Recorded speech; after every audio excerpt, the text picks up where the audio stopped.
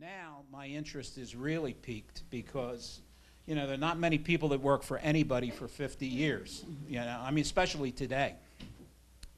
So with that, I have Emily Biddle's name. I began to research Emily Biddle, and sure enough, I came across Sarah Greenleaf's blog, who she mentions was, Miss Biddle was her third grade aunt, right? It was her third grade aunt. And as I'm reading the blog, I get to the bottom, and she made a reference to this newspaper clipping that was in the Springfield Republican back in February of 1932, I think it was. So once I saw this, I had to know what the background of the story was. And then as time went on, I just doggedly researched, and we're able today to tell you the story. So we have this wonderful picture that was in your family. The picture wasn't my. I was the only. Well, I only have two photographs of Michael. One in this shot, which was taken in 1900, and then the Four Generations photo. Right. When he, right before he died, when he was 85. And the dogs are his dogs? The spaniels? Maybe they are, but Miss Biddle, I have many newspaper clippings that said that Miss Biddle won in the Cocker Spaniel category at the Lennox Bench Show. So the dogs might have been Miss Biddle's, but probably Michael was involved in taking care of them. And here we have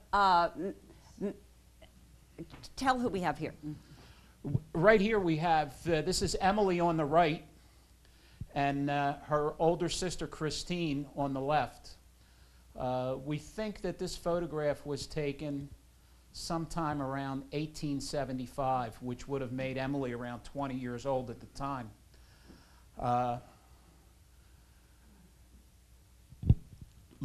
Emily was 20.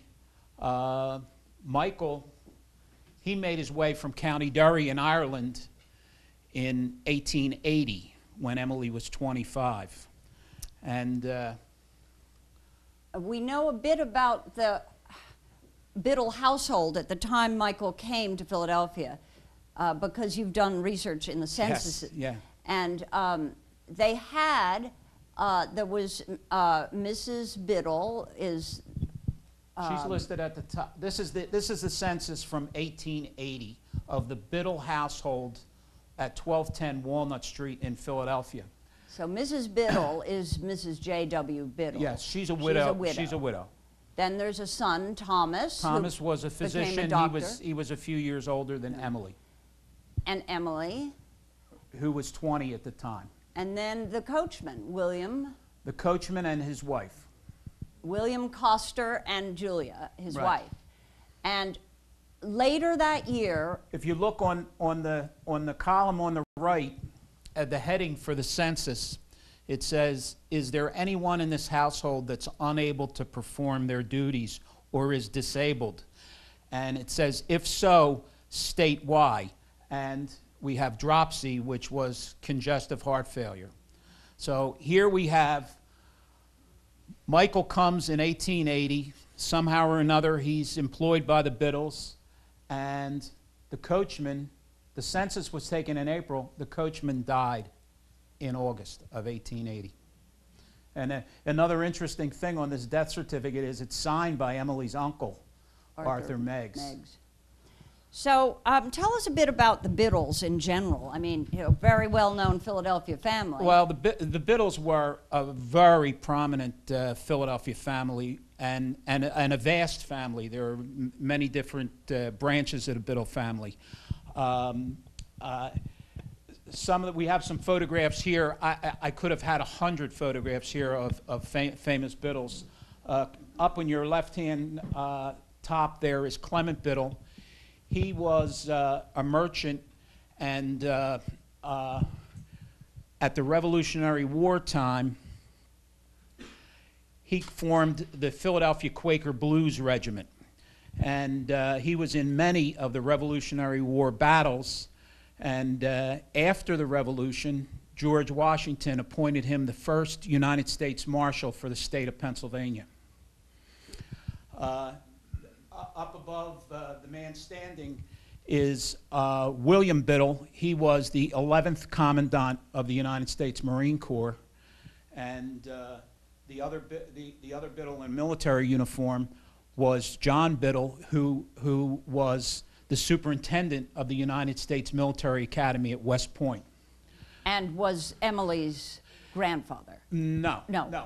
Emily's great-grandfather was Clement Biddle. Uh-huh. And this gentleman here, who's this is a 20th century Biddle, Francis Beverly Biddle, was an attorney and was a member of Franklin D. Roosevelt's administration. He was Solicitor General and then Attorney General of the United States. When Truman became president and wanted to replace Mr. Biddle, he moved him to be a judge at the Nuremberg trials. So these are the kind of people, and like I said, this is just four. We could go on and on and on with the Biddles. They were absolutely one of Philadelphia's most prominent families. And our Biddles, Emily and her mother, lived on Delancey Street, a beautiful street in Philadelphia. But in 1882, they came to Lenox and bought a house that they called Breezy Corner on Cliffwood Street. At this point, Michael has begun working Michael for them. is now the coachman. He's the coachman. So he traveled with them when they came to Lenox. Michael came to Lenox as well. Now, if you're looking for Breezy Corner, you go down Cliffwood Street, and there is a sharp turn for Greenwood Street that leads up to the church on the hill, and Belvoir Terrace is just beyond. So that's the Biddle house. And Jim did some research to figure out where the Cole family lived when they were in Philadelphia. Because by an amazing chance, he found a picture that gives you an idea of the city stables of the Biddles, and so complete with trash. Trash on the. This is called Chancellor. This is Chancellor Street. This brick building is the Biddle family. This is a Biddle family carriage house and stables, and there were more than one family that kept their carriages there and their horses. So it wasn't just the Emily Biddle family. I think there were a few other people that they shared that building with. And then in the near left, with the same striped awnings, this was the Cole family residence there in Philadelphia. That they lived there from 1882 till 1930. And I think when I look down this street, Chancellor Street today, or I look at this photograph, I think you can understand why they were so attracted to Lenox.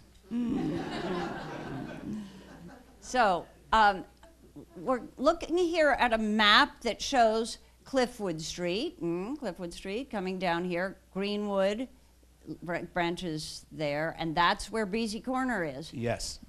But Miss Biddle, or Mrs. Biddle, Emily's mother, bought a large tract of land here opposite the Deep Dean gates that you may know, and that is where she built the coachman's house. In 1885, Michael married Susan Gallen, and when they were married, the following year, Susan had her first child in December of 1885. The following season that they came, they built this little house for Michael and Susan up the street on Cliffwood Street. And there's certainly a lot of family history that happened in this little house because My grandfather was born there along with one of his brothers and two of his sisters. And my father was born in that house.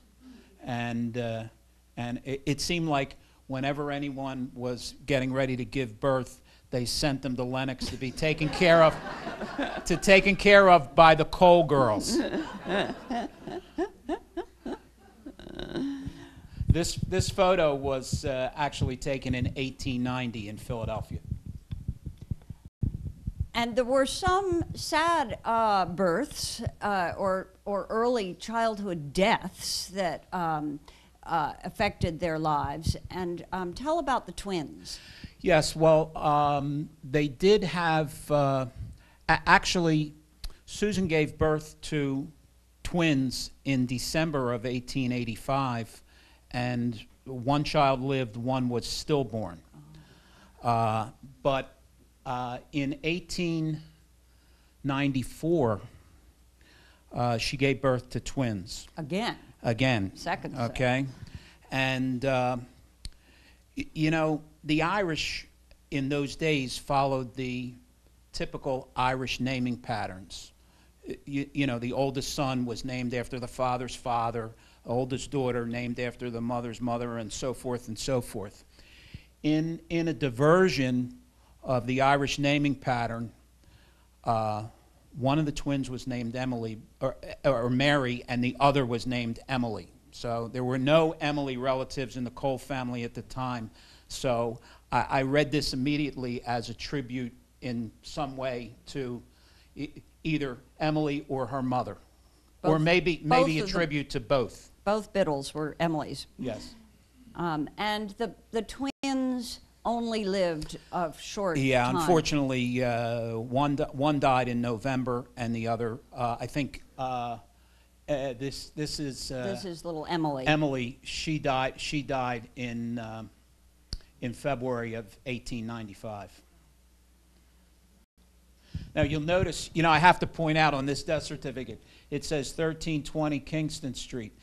I was thrown off for the longest time because I kept seeing this Kingston Street address, yet the address I had for the family was 1320 Chancellor Street, until a genealogist by the name of Chris Gock, with a little more experience than I had, pointed out to me that there was a listing of city streets where the names had been changed, and I found that Kingston Street became Chancellor Street at some point along the line. So that was a mystery I worked on for quite some time. So then Mrs. Biddle died, and through Sarah, I guess, you had an opportunity to see that will. And Mrs. Biddle writes, I direct that if Michael Cole is still in my service at the time of my death, he should receive out of my estate the sum of $100, which is fairly nice but normal. Then she says, I also give to Susan Cole, wife of Michael Cole aforesaid, the sum of $100 in token of my appreciation of her faithfulness as a wife and mother. Which is very... That brought a tear to my eye when I read that. So let's talk about what a coachman did in the 1890s Lenox. Apparently he wired a lot of flowers onto the carriage. Emily might have grown those flowers, but I think Michael was the one that decorated the carriage. I hope you have noticed the spaniel that is sitting there. Yeah. Somehow or another, Cocker Spaniels make it, and you'll see there's another picture with another Cocker Spaniel in it. So if any of you aren't from Lenox, this is the Tub Parade, which happened in early September every year with decorated tubs or carriages. And it has been revived. So if you come back in September, there's a wonderful procession through the streets of Lenox in these. But nothing is quite as grand as this.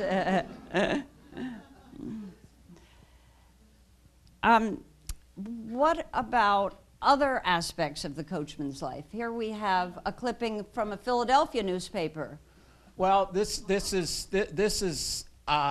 another great find that I got from this was from the society page of the Philadelphia Inquirer in 1892, and maybe you can it describes that the coachman's ball was held in Industrial Hall the night before. And if you read this whole article, you come to realize that there was a culture with the coachman, and there was sort of a hierarchy. You know, the more prominent the family, the more prominent the coachman was. And these coachmen, they conducted themselves and carried themselves with dignity that reflected on the families that they worked for. And I think that's borne out in the way the reporter. Can you read that, Nini? It says that well-known Philadelphia family, the Biddles, turned out well. Edward Rossney, Lyman Biddle's coachman, and Michael Cole, in Miss Emily Biddle's employ, gave countenance to the affair. So there it is, you know. These glamorous Irish boys. Yeah,